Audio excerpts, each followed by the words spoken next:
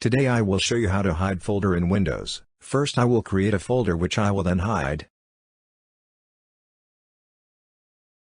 The folder name will be folder.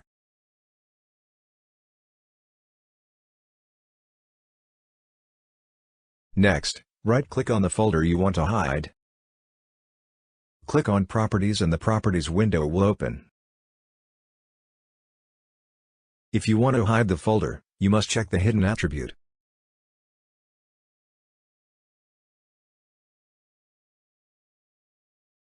As you can see, the folder is hidden. If you want hidden folders to be visible, you can configure them through Options.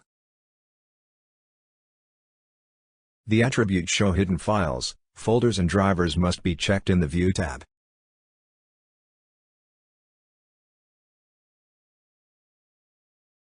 Now hidden folders will also be displayed. If you don't want to hide this folder anymore, you can remove the hidden attribute from the folder properties.